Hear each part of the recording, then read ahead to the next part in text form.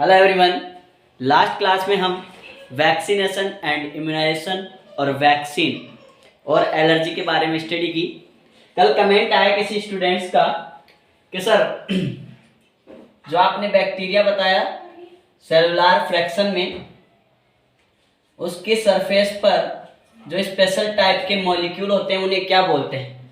बेटा इन्हें हम एंटीजन बोल सकते हैं। क्या बोल सकते हैं? हमें इन्हें एंटीजन बोल सकते हैं, क्योंकि एंटीजन ही हम डालेंगे तभी तो ये एंटीबॉडी बनवाएंगे। बेटा हम एंटीजन डालेंगे तभी तो एंटीबॉडी बनवाएंगे, तो इनको हम एंटीजन बोल सकते हैं। और ये अलग अलग लेयर होती है, जैसे कि सेल मेम्ब्रेन हो गई और सेल वॉल हो गई। ये अलग अलग तरीके से, जैसे कि कार्बोहाइड्रेट इनसे मिलकर बनी होती है, पॉलीसेकेराइड इनसे मिलकर बनी होती है, इस तरीके से। और इनके जो सरफेस पे होता है उनको हम मॉलिक्यूल को एंटीजन बोल सकते हैं। बेटा क्लियर? नेक्स्ट क्वेश्चन था कि स्टेफाइलोकोकस और ये स्टेफाइलोन्यूमोकोकल, ये सर सेम है या अलग है? देखो, अगर कोकस स्ट्रक्चर होती है बेटा, कोकाई बोलते हैं इसको, कोकाई। अगर ये सिंगल है बेटा, अगर ये सिंगल है तो इसको हम बोलेंगे कोकाई। ठीक है, मोनोकोकाई। अगर ये दो है बेटा तो इसको हम बोलेंगे डिप्लोकोकाई। क्या बोलेंगे? डिप्लोकोकाई। और इसी को हम बोलते हैं बेटा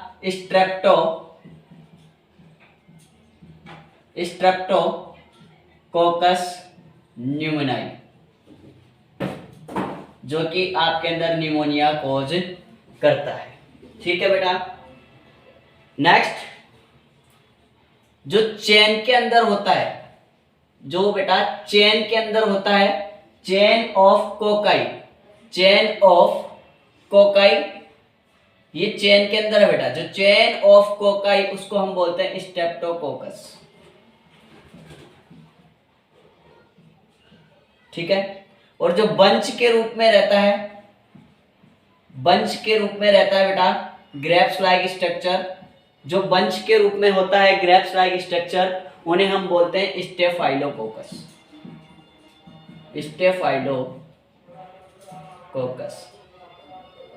cocci in bunch, cocci in chain. ठीक है, cocci in chain that is called staphylococcus streptococcus, और cocci in bunch that is called staphylococcus. Clear? आज हम पढ़ेंगे बेटा ऑटो इम्यून वर्ड क्या होता है? ऑटो का मतलब क्या होता है बेटा? ऑटो वर्ड का मतलब क्या है यहाँ पर? सेल्फ। ऑटो का मतलब क्या है? Self, automatic.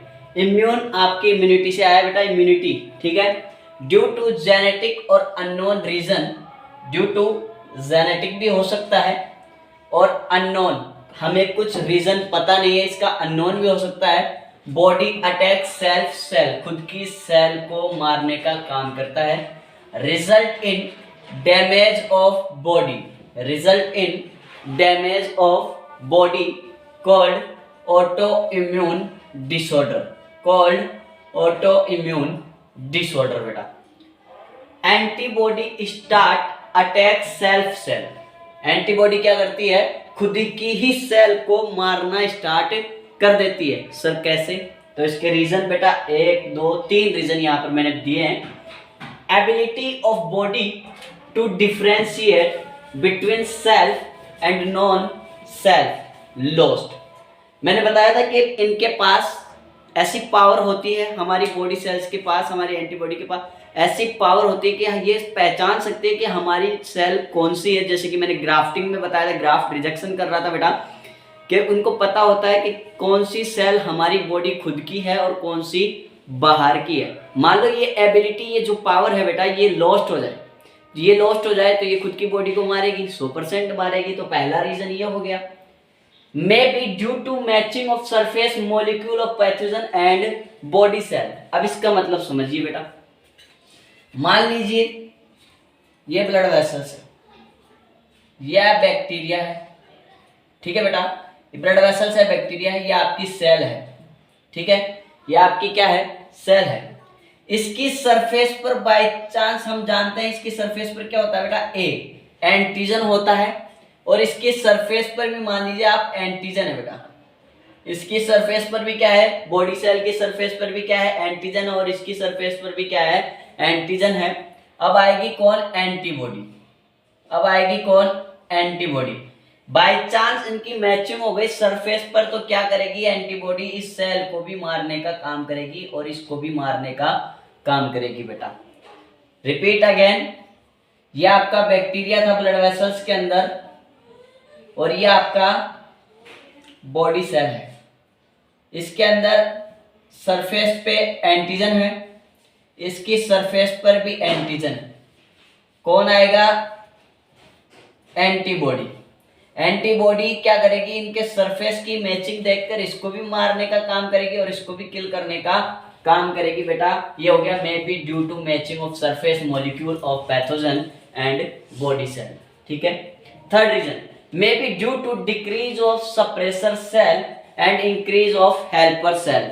हमने टी लिम्फोसाइट में पढ़ा था, हमने टी लिम्फोसाइट में क्या पढ़ा था बेटा, कि ये 4 तरीके की होती है। जब ये मैच्योर हो जाती है थाइमस ग्लैंड में जाकर तो ये कितने तरीके की होती है बेटा, 4 तरीके की, टीसी, टीएच, टीएस, टीएम।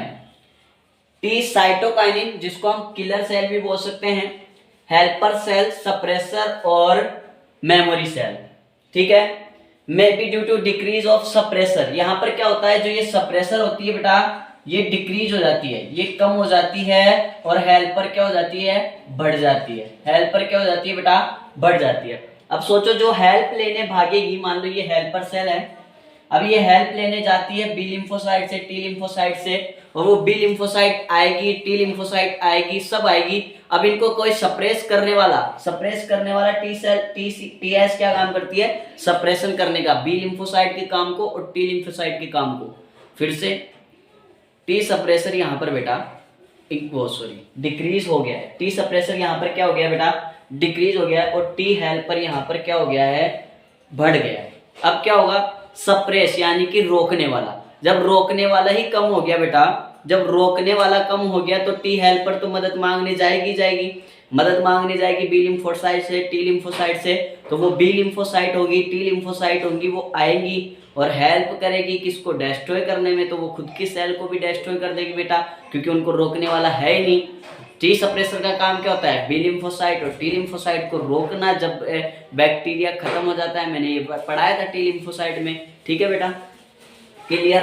तो इस वजह से भी हमारी खुद की सेल को डैमेज होती है बेटा, ये क्लियर है। इसके एग्जाम्पल है जैसे रूमेटॉइड आर्थराइटिस, ये ऑटोइम्यून डिसऑर्डर है। रूमेटॉइड आर्थराइटिस एक ऑटोइम्यून डिसऑर्डर है जिसमें क्रोनिक इन्फ्लामेशन ऑफ जॉइंट, ये जॉइंट के बीच में इन्फ्लामेशन करता है बेटा, जॉइंट के बीच में इन्फ्लामेशन होता है। एक आता है हैशिमोटो डिजीज, एक होती है first type disease, Addison disease. Addison disease होती है बेटा, वो आपके एड्रिनल ग्लैंड पे आपने किडनी पर आपने टोपी देखी होगी, ये किडनी है, इसके ऊपर आपने टोपी देखी होगी, एड्रिनल ग्लैंड बोलते हैं इसको। इसकी डिजीज होती है एडिसन डिजीज बेटा। डायबिटीज आपको पता है, हैशिमोटो डिजीज, ये भी एक डिजीज होती है हैशिमोटो डिजीज, जिसमें इन्फ्लामेशन ऑफ थायराइड ग्लैंड हो जाता है बेटा, इन्फ्लामेशन ऑफ थायराइड ग्लैंड हो जाता है। क्लियर। अब हम पढ़ेंगे लिम्फोइड ऑर्गन, अब हम पढ़ेंगे बेटा लिम्फोइड ऑर्गन। देखो बेटा लिम्फोइड ऑर्गन, ठीक है। Lymphoid organ, those organ where proliferation and maturation, वो ऑर्गन होते हैं जहां पर प्रोलिफरेशन होता है और मैच्योरेशन होता है। प्रोलिफरेशन का मतलब क्या होता है बेटा, नंबर का इंक्रीज होना, नंबर का इंक्रीज होना, ये कहलाता है प्रोलिफरेशन, या डिवाइड कहलाता है बेटा, या डिवाइड कहलाता है, या डिवाइड कहलाता है। और मैच्योरेशन का मतलब क्या होता है बेटा, मैच्योरेशन का मतलब क्या होता है कि मैच्योर होना, मैच्योर होना, एंटीजन के सामने एंटीबॉडी, एंटीजन के सामने एंटीबॉडी, यानी कि जो एंटीबॉडी है वो मैच्योर हो जाए और इससे लड़ाई कर सके बेटा, इससे लड़ाई कर सके, वो होता है मैच्योरेशन, वो होता है बेटा मैच्योरेशन। ठीक है, इसके सामने एंटीजन रख दें और ये इससे लड़ने के लिए तैयार हो जाए, रेडी हो जाए इससे लड़ने के लिए, वो कहलाता है आपका मैच्यूरेशन, वो कहलाता है आपका maturation of lymphocyte take place. Lymphocyte आपकी WBC हो गई बेटा, B lymphocyte, T lymphocyte. It is a part of immune system. Lymphoid organ होते हैं वो पार्ट होते हैं हमारे इम्यून सिस्टम के। इम्यून सिस्टम किससे बना होता है? लिम्फोइड ऑर्गन से, टिश्यू से, एंटीबॉडी से और ETC। दो तरीके के लिम्फोइड ऑर्गन होते हैं, एक तो होते हैं प्राइमरी और एक होते हैं सेकेंडरी, जो मैं पहले भी पढ़ा चुका हूं। प्राइमरी लिम्फोइड ऑर्गन होते हैं जो बोन मैरो एंड थाइमस होता है, मैंने यहाँ पर बताया था प्रोडक्शन यानी कि फॉर्मेशन और मैच्यूरेशन होने का काम किया जाता है। बोन मैरो के अंदर प्रोडक्शन होता है, फॉर्मेशन होता है, जैसे कि RBC ले लो, WBC ले लो, ठीक है, आपकी T सेल ले लो, ठीक है, जो थाइमस में जाकर मैच्योर होती है बेटा। सेकेंडरी को समझिए आप, सेकेंडरी में होता क्या है, ये T लिम्फोसाइट है बेटा। मान लीजिए आपकी बोन है, बोन है, इस बोन के अंदर बोन मैरो है, इसमें ही बी लिम्फोसाइट होती है, इसमें ही टी लिम्फोसाइट होती है बेटा, ठीक है। यहाँ पर बी लिम्फोसाइट भी बनती है, टी लिम्फोसाइट भी बनती है, दोनों का फॉर्मेशन बोन मैरो के अंदर होता है। बी लिम्फोसाइट का भी और टी लिम्फोसाइट का भी दोनों का फॉर्मेशन कहाँ पर होता है बेटा? बोन मैरो के अंदर, ठीक है। यहाँ पर क्वेश्चन क्या आएगा, अगर PMT लेवल की बात करें तो क्वेश्चन इस तरीके से आता है बेटा, लिम्फोइड ऑर्गन में क्या होता है, लिम्फोइड ऑर्गन में नहीं, प्राइमरी लिम्फोइड ऑर्गन में क्या होता है बेटा? Formation and maturation. सेकेंडरी में क्या होता है बेटा? डिफरेंशिएशन। सेकेंडरी में क्या पाया जाता है? डिफरेंशिएशन या development of acquired immune response. किस तरीके से? यहां से टी लिम्फोसाइट आया, इसको हम टी सेल बोलेंगे, क्या बोलेंगे इसको हम? टी सेल बोलेंगे। या आपकी थाइमस ग्लैंड में जाकर, क्या होगा बेटा? मैच्योर होगा। ये क्या होगा बेटा? वहां जाकर मैच्योर होगा, और मैच्योर होने के बाद 4 तरीके की सेल बनाएगा, यानी कि डिफरेंशिएशन दिखाएगा अपने अंदर, अपने अंदर जाकर। इसे कहते हैं हम डिफरेंशिएशन, इसे कहते हैं हम सेकेंडरी लिम्फोइड ऑर्गन का काम, ठीक है। किस किस में? TC killer cell, TH, TS और TM में जाकर ये, जब ये मैच्योर हो जाती है टी सेल, तो 3-4 में जाकर ये कन्वर्ट हो जाती है, यानी कि 4 टाइप बना लेती है अपने आप के, ठीक है। क्लियर इतना सा? एग्जाम्पल में आपके लिम्फ नोड हो गया, स्प्लीन हो गया, टॉन्सिल हो गया, पेयर पैचेज जो कि स्मॉल इंटेस्टाइन में पाए जाते हैं बेटा, पेयर पैचेज। आपकी अपेंडिक्स होगी, ठीक है। माल्ट का फुल फॉर्म होता है mucosal associated lymphoid tissue, mucosal associated lymphoid tissue, जहां पर म्यूकस पाई जाती है, जैसे कि आपकी डाइजेस्टिव ट्रैक्ट में, रेस्पिरेटरी ट्रैक्ट में, ठीक है बेटा, आपकी डाइजेस्टिव ट्रैक्ट में, रेस्पिरेटरी ट्रैक्ट में, यूरिनरी में, ठीक है। इन ट्रैक्ट में आपके म्यूकस पाई जाती है बेटा, म्यूकस एसोसिएटेड लिम्फोइड टिश्यू, जहां पर म्यूकस पाई जाती है। आई होप आपको लिम्फोइड ऑर्गन समझ में आया होगा। अब हम पढ़ेंगे आगे HIV एड्स। अब हम पढ़ेंगे बेटा HIV एड्स।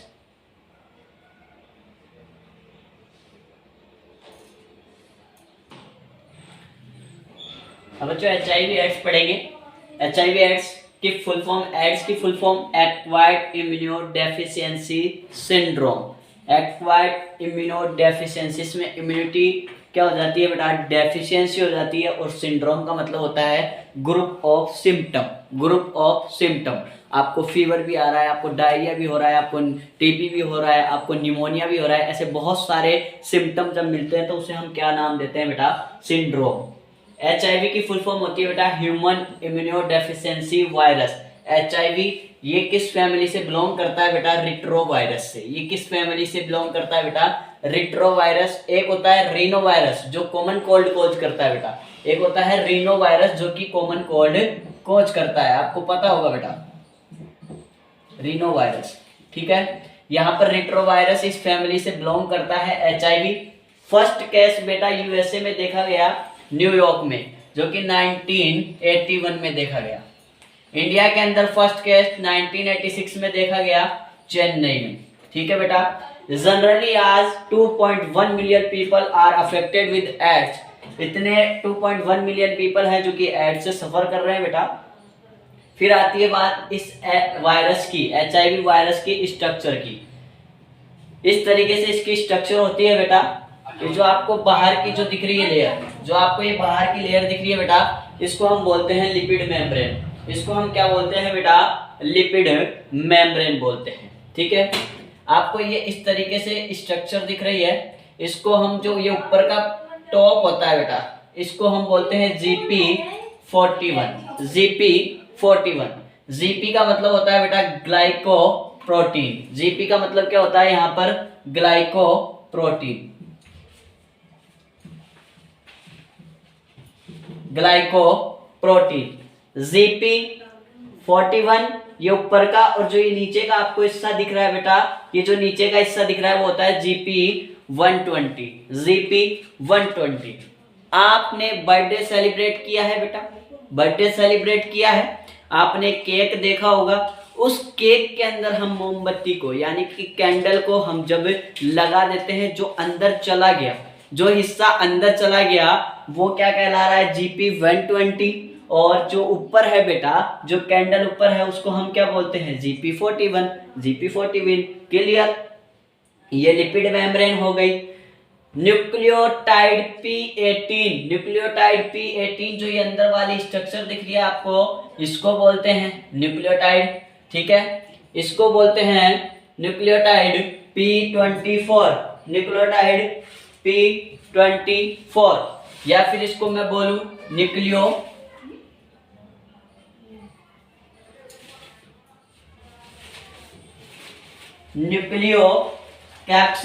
न्यूक्लियोकैप्सिड भी बोल सकते हैं इसको, न्यूक्लियोकैप्सिड। P18 ये सॉरी अंदर वाली, और ये बाहर वाली जो आपको दिख रही है गोल तरीके से, उसको हम बोलते हैं बेटा न्यूक्लियोकैप्सिड P24। कैप्सिड का मतलब होता है बेटा, न्यूक्लियो का मतलब होता है न्यूक्लियस, न्यूक्लियो का मतलब होता है न्यूक्लियर, और कैप्सिड का मतलब होता है protein coat. Protein coat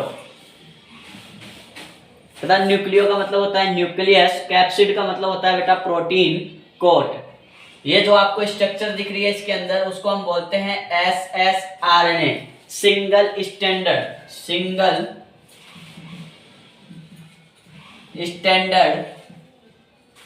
RNA बेटा। इसको हम क्या बोलते हैं? Single standard RNA। इसके ऊपर एक एंजाइम बैठा होता है बेटा, इसके ऊपर एक एंजाइम बैठा होता है जिसको हम बोलते हैं रिवर्स ट्रांसक्रिप्टेज। रिवर्स ट्रांसक्रिप्टेज, इसका काम क्या होता है मैं आगे बताने वाला हूं। इसका काम क्या होता है वो हम आगे डिस्कस करेंगे। क्या आपको स्ट्रक्चर ऑफ वायरस समझ में आया बेटा? क्या आपको स्ट्रक्चर ऑफ वायरस समझ में आया? ठीक है। अच्छा, एड्स का इंक्यूबेशन की पीरियड की बात करें, अगर एड्स की IP की बात करें तो कितना होता है बेटा incubation period? 5 to 10 year. 5 to 10 year इसका इंक्यूबेशन पीरियड होता है बेटा। 5 to 10 इसका इंक्यूब पीरियड होता है। अब हम देखेंगे पैथोजेनेसिस ऑफ एड्स। पैथोजेनेसिस मतलब किस तरीके से प्रोग्रेस करती है डिजीज, किस तरीके से ये प्रोग्रेस करती है disease. Pathogenesis of AIDS. Hello बेटा, ये है पैथोजेनेसिस ऑफ एड्स। ये क्या है बेटा? Pathogenesis of AIDS. इसको समझेंगे। ये जो रिट्रोवायरस है बेटा, ये रिट्रोवायरस है, ये क्या करेगा? आपकी मैक्रोफेज सेल पर अटैक करता है। आपकी मैक्रोफेज सेल है बेटा, ये इस मैक्रोफेज पर ही अटैक करता है। आपके कॉम्पिटिटिव में एग्जाम में भी पूछा जाता है कि जो रिट्रोवायरस है वो किस पर अटैक करता है, कौन सी सेल पर अटैक करता है बेटा? मैक्रोफेज सेल पर। कौन सी सेल पर अटैक करता है? सबसे पहले मैक्रोफेज सेल पर अटैक करता है। अटैक रिट्रोवायरस इसके अंदर एंटर होगा, इसको हम बोलेंगे क्या? SSRNA, सिंगल स्टैंडर्ड RNA बोलेंगे बेटा। इसको क्या बोलेंगे? Single standard RNA। Reverse transcriptase की मदद से या हेल्प से, रिवर्स ट्रांसक्रिप्टेज की हेल्प से ये HIV DNA बना लेगा बेटा। ये HIV DNA बना लेगा बेटा। मान लीजिए एंजाइम है, ठीक है बेटा, ठीक है।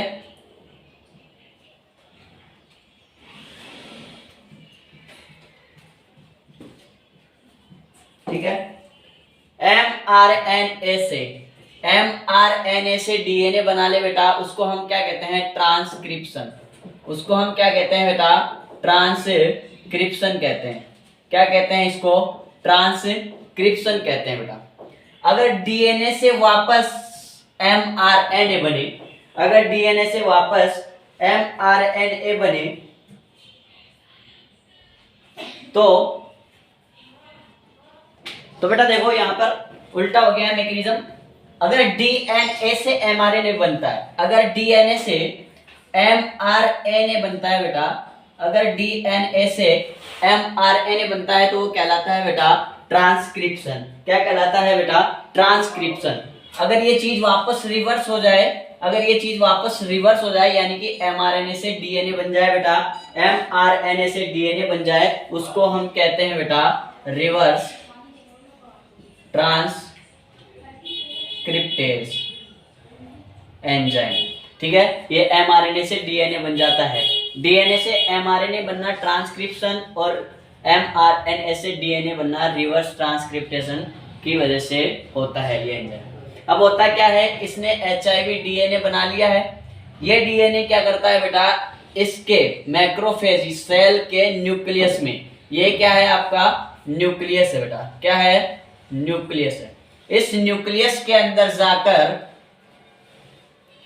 जो नॉर्मल डीएनए होता है, ह्यूमन का जो नॉर्मल डीएनए होता है उससे अटैच हो जाता है। ये देखो अटैच हो गया, ये एचआईवी डीएनए था, और इस एचआईवी डीएनए ने क्या किया बेटा, नॉर्मल डीएनए से, ह्यूमन का नॉर्मल डीएनए है उससे जाकर अटैक हो गया, उससे जाकर क्या हो गया बेटा, अटैच हो गया, उससे जाकर क्या हो गया बेटा, अटैच हो गया। अब ये क्या करता है, अब ये क्या करता है बेटा, अभी क्या करता है, अफेक्टेड जो डीएनए है बेटा, ये बहुत सारे क्या बनाता है, आरएनए, ये बहुत सारे क्या बनाता है बेटा, आरएनए बनाता है, मिलियंस आरएनए बनाता है। मैंने यहाँ पर 2 ही दिखाया है बेटा। अब ये जो पूरी मैक्रोफेज सेल है जो एचआईवी वायरस के, एचआईवी डीएनए आरएनए के कब्जे में आ चुकी है, ये पूरी तरीके से कब्जे में आ चुकी है। यहाँ पर बहुत सारी आरएनए बनेगी, इसीलिए हम इसको एचआईवी वायरस का फैक्ट्री भी कहते हैं। इसको हम एचआईवी वायरस का या आरएनए का फैक्ट्री भी कहते हैं बेटा। इसको हम क्या कहते हैं, मैक्रोफेज को आरएनए की फैक्ट्री भी बोलते हैं। यहाँ पर बहुत सारे आरएनए बनते हैं। एक आरएनए जाएगा बेटा राइबोसोम के पास और एक निकल जाएगा बाहर, दोनों कंबाइन होकर बाहर निकल जाएंगे, दोनों कंबाइन होकर क्या होंगे बेटा, बाहर निकल जाएंगे। ये जो राइबोसोम है ये क्या बनाते हैं बेटा, प्रोटीन बनाते हैं। ये क्या बनाते हैं बेटा, प्रोटीन। अब सर प्रोटीन क्यों चाहिए, प्रोटीन क्यों चाहिए, आपने एचआईवी की स्ट्रक्चर देखी, अभी आपने क्या देखी, एचआईवी की स्ट्रक्चर देखी, उसमें था कि नहीं था, उसमें था कि नहीं था प्रोटीन के बारे में बेटा, वहां पर न्यूक्लियो कैप्सिड था बेटा, वहां पर क्या था, न्यूक्लियो कैप्सिड था, वहां पर प्रोटीन की जरूरत पड़ रही थी। ये बाहर आकर क्या करते हैं, अदर सेल को अफेक्ट करते हैं बेटा, इन्फेक्ट करते हैं, अदर सेल को आकर क्या करते हैं बेटा, इन्फेक्ट करते हैं, और स्पेशली बेटा टी हेल्पर सेल को करते हैं। किसको करते हैं बेटा, टी हेल्पर सेल को। टी हेल्पर सेल को अगर कब्जे में कर लिए, उसको अफेक्ट कर दिए, तो हेल्प लेने कोई जाएगा ही नहीं, हेल्प लेने कोई जाएगा ही नहीं। जब हेल्प लेने नहीं जाएगा तो वहां पे क्या होगी, इम्यूनिटी क्या होगी, लो होगी बेटा, वहां पर इम्यूनिटी क्या होगी, लो होगी। इसी वजह से हम आज तक एचआईवी वायरस या एड्स की वैक्सीन नहीं बना पाए हैं। बड़ा एक कॉन्सेप्ट और है कि हम इसकी वैक्सीन क्यों नहीं बना पाए। मान लीजिए एंटीबॉडी है आपके ब्लड वेसल्स के अंदर बेटा, हम जानते हैं कि हम स्ट्रक्चर से ही पहचानते हैं, हम जानते हैं कि हम इसकी स्ट्रक्चर से ही पहचानते हैं। तो आपको स्ट्रक्चर इस तरीके से GP41 दिख रहा था, इस तरीके से GP41 था और GP120 था बेटा। ये GP41 है, ये क्या करता है बेटा, इसकी सरफेस से बार बार गिर जाता है, ये बार बार गिर जाता है, इसलिए एंटीबॉडी इसको पहचान नहीं पाती, इसलिए इसको एंटीबॉडी क्या नहीं कर पाती, पहचान नहीं पाती। हम सरफेस के बेसिस पर ही पहचान पाते हैं, सरफेस के बेसिस पर ही एंटीजन को पहचान पाते हैं बेटा। जब ये इसका टॉप पार्ट है यानी कि GP41 है, ये बार बार क्या होता है बेटा, गिर जाता है, ये बार बार क्या होता है बेटा, गिर जाता है, तो इसको एंटीबॉडी पहचान ही नहीं पाती। इसलिए क्या होता है, इसलिए क्या होता है, हम इसकी वैक्सीन नहीं बना पाए। अब हम बात करते हैं बेटा सिम्टम्स ऑफ एड्स की। हम बात करते हैं बेटा सिम्टम्स ऑफ एड्स। अलग अलग तरीके के सिम्टम्स आपको देखने को मिलेंगे, अलग अलग तरीके के आपको सिम्टम्स देखने को मिलेंगे बेटा। सिम्टम्स 3 स्टेज में इसके सिम्टम होंगे बेटा। फर्स्ट है अक्यूट, फर्स्ट है बेटा अक्यूट इन्फेक्शन। अक्यूट इन्फेक्शन होगा बेटा 3 to 6 वीक, 3 to 6 वीक के अंदर होगा। इसके अंदर होगा बेटा फीवर होगा, फीवर होगा, मैलेस होगा, यानी कि आपको कंफर्टेबल नहीं लगेगा, मैलेस कंडीशन हो जाएगी बेटा, और हेडेक होगा। और क्या होगा बेटा, हेडेक होगा। ठीक है, ये कॉमन सिम्टम आपको देखने को मिलेंगे। और लिम्फ एडिनोपैथी, एडिनोपैथी यानी कि enlargement of lymph node, enlargement of lymph node आपको देखने को मिलेगा बेटा यहाँ पर। ठीक है, नेक्स्ट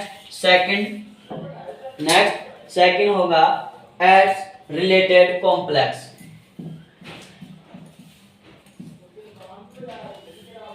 एड्स रिलेटेड कॉम्प्लेक्स बेटा कौन से होंगे, एड्स रिलेटेड कॉम्प्लेक्स। अब आपकी क्या हो चुका है, एड्स हो चुका है, मान लीजिए। सिम्प्टोमेटिक फेज भी बोलते हैं इसको बेटा, सिम्प्टोमेटिक फेज भी बोलते हैं। इसमें सिम्टम आपको अच्छे से देखने को मिलेंगे, कंफर्म पता चल जाएगा आपको कि अब एड्स हो चुका है बेटा, अब एड्स हो चुका है। जैसे कि फैटिक, आपको बहुत ज्यादा थकान होगी, रिकरेंट फीवर, बार बार आपको फीवर आएगा बेटा। ठीक है, और वेट लेस होगा, वेट लॉस होगा, परसिस्टेंट डायरिया होगा बेटा, परसिस्टेंट डायरिया की वजह से ही आपका वेट लॉस होगा। ठीक है, डायरिया होगा और स्प्लेनोमेगाली होगा, और स्प्लिनोमेगाली होगा, यानी कि enlargement of spleen, splenomegaly, enlargement of the spleen बेटा। ठीक है, थर्ड, इसको हम एसिम्प्टोमेटिक भी बोलते हैं बेटा, इसको हम एसिम्प्टोमेटिक भी बोलते हैं, या लेटेंट इन्फेक्शन भी बोल सकते हैं इसको। हम इसको लेटेंट इन्फेक्शन भी बोल सकते हैं बेटा, हम इसको क्या बोल सकते हैं, लेटेंट इन्फेक्शन भी बोल सकते हैं। इसमें क्या होगा बेटा, symptom less infection, symptom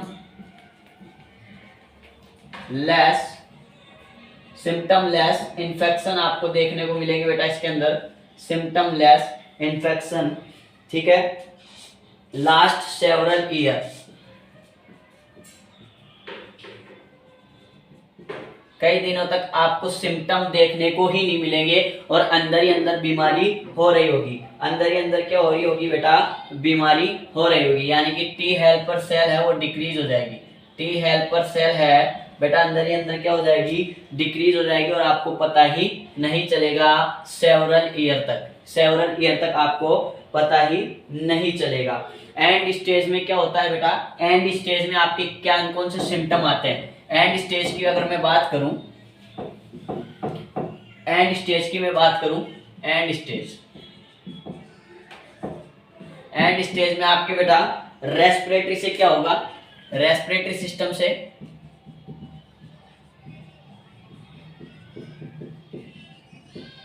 respiratory system मान लीजिए आपके टीबी हो गया है बेटा, डिस्पनिया हो गया है, डिफिकल्टी इन ब्रीदिंग, डिस्पनिया हो गया है बेटा, रेस्पिरेशन में प्रॉब्लम हो गई है मान लीजिए आपके, और निमोनिया हो गया है बेटा, ये हो गया आपके रेस्पिरेशन, निमोनिया। रेस्पिरेशन से रिगार्डिंग अगर आपके सिम्टम आ रहे हैं तो वो आपकी एंड स्टेज हो सकती है बेटा, इसमें HIV एड्स के अंदर। GIT से रिलेटेड बेटा आपके कैंसर हो सकता है, ओरल कैंडिडा हो सकता है, ओरल कैंडिडा यानी कि फंगल इन्फेक्शन आपको हो सकता है, कापोसिस सार्कोमा हो सकता है,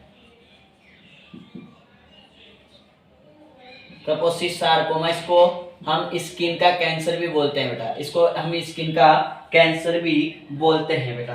हर्पीज हो जाता है बेटा, हर्पीज पेनफुल फुंसी हो जाती है। अगर हमारे हाथ या फोरहेड पे या फेस पे हैंड पे फुंसी हो जाती है बेटा, पेनफुल फुंसी हो जाती है, उनको हम बोलते हैं हर्पीज डिजीज बेटा, उनको हम बोलते हैं बेटा हर्पीज डिजीज। लास्ट सीएनएस से भी रिलेटेड आते हैं, डिमेंशिया हो जाएगा आपका, आपकी जो याददाश्त है वो चली जाएगी, आपकी याददाश्त कमजोर हो जाएगी। उस कंडीशन को हम क्या बोलते हैं बेटा, डिमेंशिया बोलते हैं। उस कंडीशन को हम क्या बोलते हैं बेटा, डिमेंशिया बोलते हैं। ठीक है, नेक्स्ट डायग्नोस। नेक्स्ट हम एड्स का डायग्नोस कैसे करेंगे बेटा, पता कैसे करेंगे हम डायग्नोस का। तो इसके लिए आपके अलग अलग कॉस्टली टेस्ट दिए हुए हैं, जैसे कि पीसीआर, जैसे कि एलाइजा,